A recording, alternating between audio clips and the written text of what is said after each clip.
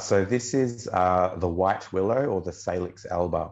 And there's actually a brilliant story to this. So in 400 BC, Hippocrates, who was a Greek philosopher and later known as the first doctor in history, had noticed that people who worked in the fields in certain villages would always be chewing its bark.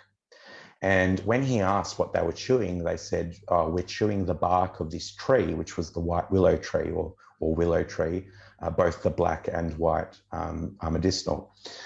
Then they said that it helped with the aches and pains of the work of working in the fields, you know, that in the evenings they'd always have aches and pains from all the work. And apparently it helped with easing that pain.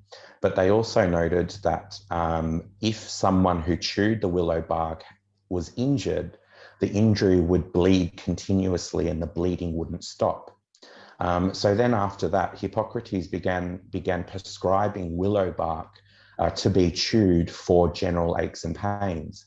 Now, hundreds of years later, the phyto compounds were analysed and we actually found that it contained a compound called salicylic acid, which is also known as aspirin.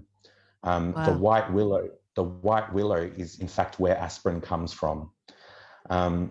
Now, the particular mechanism of action of salicylic acid or aspirin is that it prevents the production of inflammatory chemicals, and one of those is thromboxane, which is the chemical that's in your blood, which when you're injured causes your blood to clot. So by preventing the production of those clotting factors, then it actually thins out the blood or prevents clotting.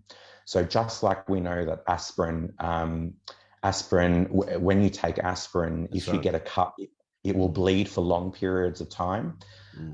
So for someone who's at high risk of clots, like those who have had previous heart attacks or strokes, they recommend taking aspirin. So the white willow is used medicinally for its aspirin-like effects, and the way that we would use it is by collecting the fresher underbark, so not the dirty stuff on the surface, but by collecting the bark, drying it, and then you can blend it to make a powder, and you would boil it for about 20 minutes to 30 minutes because it's a woodier bark, and then you would drink the tea. There is a word of precaution though with willow bark and aspirin, is that it can set off asthma attacks for those who have asthma. So that would be one precaution with this herbal medicine. But so that's the white willow. Wow. Holy moly.